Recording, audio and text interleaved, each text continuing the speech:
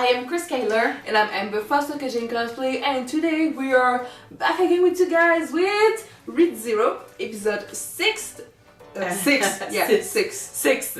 And we are back again in the past because Subaru got killed once more. Once again. By a character we forgot about, but it's been a long came time. back. Exactly. We forgot her name, but we will be reminded of it in this episode, I'm sure. Yeah. She left in episode 2, so yeah, we did forget about her. But then we saw a glimpse of her in the opening. I did not expect her to be in this episode. But yeah, she waited for an opportunity. She got into the manor, and when Subaru came back with the villagers, she split him open. Yep, took his bowel out. Yeah. Emilia is going through the trial, the first one, over and over again because she cannot face her past. It's too hard. Every time she comes out, she's shaking, she's crying, she's scared. Garfield is losing hope that she will succeed, but we will see. If Subaru doesn't want to do it because it's her job. Like, he wants her to succeed so the villagers can look up to her. And someone else who also wants everyone to look up to her and is willing to do anything for that to happen is Roswell. He has basically admitted that he orchestrated most of what happened in season 1. Yeah. The fact that he did... That shitty guy. And he said he trusted Subaru to take things into his own hands, but the thing is, the Subaru we knew at the beginning of the season 1, was not capable of doing it. So what does Roswell know exactly? He doesn't want to tell, so there's mystery here. Do you think that he might maybe know more than we think he knows? Yeah, that's for sure, but do you think that he remember what happened in all those timelines? Oh, okay, that's a better question, because the other one was like, what? Yes, well, I don't know. I think that maybe he senses that Subaru is linked to Sotella somehow, and that's why he trusts that he'll be capable of doing anything. Yeah. If not, I can totally imagine it. I mean, kind of, he failed again. I don't see how he would be capable of knowing about that, though, but, I mean, we could be surprised. He got great contacts, let's be honest, okay? In any case, let's jump in this episode and see how Subaru handles another death and how he reacts to it. Yeah. Let's go.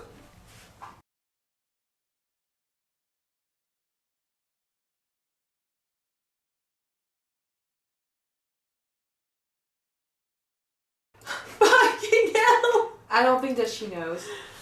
That's the thing also I was thinking about Ram earlier when she was saying that the best thing to do is to leave Beatrice and Ram behind and leave, because she doesn't know that if he dies, they just go back, you know? In her mind, she needs to save as many people as possible. That's also how he thinks, but he's got a safe net, you know? Yeah. Well, a safety net. Could we really call it a safety net, though? Well, no, because even though it's a safety net for the lives of others, like, he kills himself, he goes back, and he can save them. It's not a safety net for his psyche. I was saying last episode that he does get used to it a little more every time. Getting used to one's death is not a good thing. No, that's the thing with that. And I think it's sad, but I think it's nice that he still gets troubled by this, because if he was completely blind to it, it's not a Subaru we want to see and support, you know, so... The fact that he still gets traumatized by this and emotional by this means that he's still human, and it's a good thing. It's not easy to watch him go through this, but he keeps going, like I said, he keeps going. I would say that he's still human, because he still gets shocked by it, but he's still sane. That's not the same thing. Well, he's still human, he's still sane. That's different. Okay? Well, yeah, but I mean, to me it's because humanity is empathy, emotions, and stuff. If he was completely cold to what was happening around him, it's like he lost his humanity, so... Okay. He is, can you say he's still sane? Like, he got crazy a few episodes ago, like in season 1. He came back. He's still there. Yeah, he's okay. He's trying to be okay. In any case, okay, let's address the Frederica thing right away, because, okay, the thing is with Frederica, since the jewel she gave him, the stone, didn't really do much except teleport him in the sanctuary. At first, I did not really think about it that much. So when everyone started saying they did not trust her, I was like, why? Like, has she done anything that you know, hints at her not being on your side? But then, like, I guess it's true that bringing them in the sanctuary, in where the witch is and stuff, like, that led to him meeting the witch. It was a trap. It's just that it didn't lead to anything. So that's why I was like, I mean, it's a trap, but it's a trap. Yeah, but she confirmed that she wasn't aware about the teleporting aspect of the crystal. And she's following orders. She's just following orders. Whatever happened, the person who asked her to do everything had intended for Emilia to be transported into the temple, I guess. Yeah. Because that was what the trap was supposed to be. She had no idea about this. So we will figure it out as they figure it out, I guess. It's also, you know, I'm guessing it would make sense for her to give them that necklace because the crystal would allow them to pass if Garfield became, you know, not trusty with them. You know, if he didn't trust them, he would recognize the pendant and be fine with them. Knowing that those crystals allow them to transform into full beast mode. Without them, I would say that they're defenseless, but kinda. Well, not as strong, yeah. No, yeah, well, but then at the same time, not as strong. And giving one of them to someone would say that, okay, you trust them with your life, basically, because you give them your crystals. You know? Yeah, but it wasn't about that, though, because she said that the pendant will help them get into the sanctuary safely. So that means that somebody asked her to give her crystal and she trusts that someone so much as she Well, like I said, she pulled out a letter after and Yeah. said that she did everything as the master asked. And We assumed it was Roswell, but all we need to figure out is who is she getting her orders from. I want to make sure, though, the barrier that protect Roswell domain only put the mad beast outside, right? Elsa will be able to come through it, right?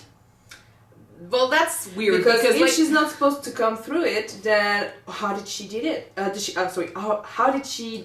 we know Frederica was looking at the barrier before, but then, I mean, was she ordered to take it down? I don't know. Like, she seemed to want to defend everyone against Elsa, so I'm like, maybe she got in because she's not a monster or a mob beast, but the mob beast did get in, so Elsa technically took down the barrier to let the mad beast inside. It could be her. It could have been her. Or someone else from inside, like, we don't know. Like, there's still too many, like, even Subaru doesn't know.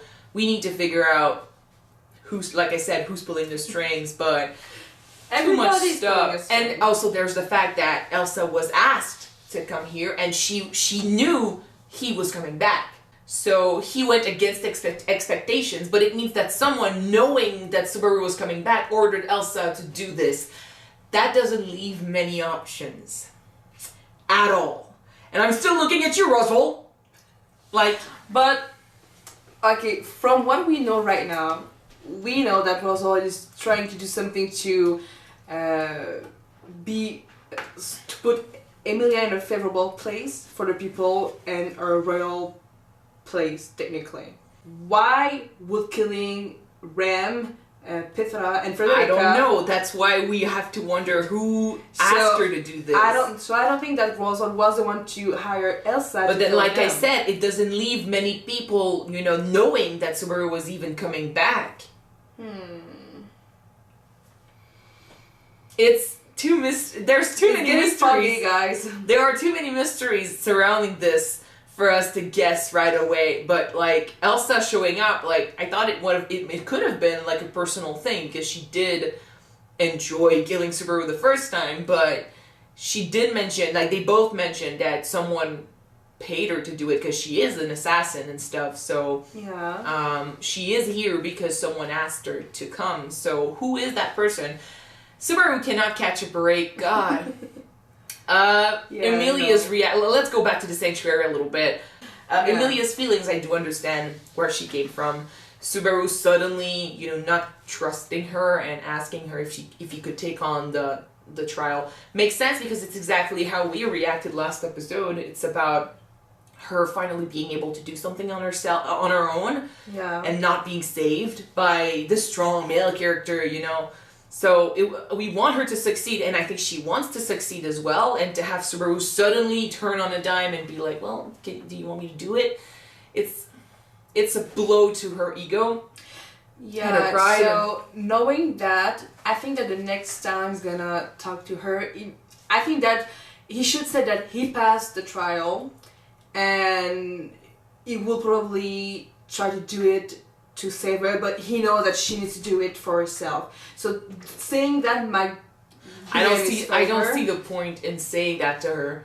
Even mentioning it, she'll start obsessing over, oh shit, he could totally do it and I can't. Like it's about her not feeling bad about herself. Like keep to yourself that you can do it. If you want to try the trials, go ahead, man, do it. Just don't put Emilia in a situation where she would have to feel lesser than you are as a person, you know, as a strong person who could face her past, because we understand that what she's going through in her past is probably like terrible, and we'll see if she ever faces it eventually, but I want her to succeed. It's a thing I want her to do. Yeah. And Subaru's saying anything related to, oh, I passed the trial, I could do it for you, but I'm not gonna do it because I want you to succeed. It's like, well, it's even worse than, do you want me to do it? You know, it's not about trust at this point. It's almost like he's bragging that he can do it and she can't, you know? So don't say anything. Yeah, you're right.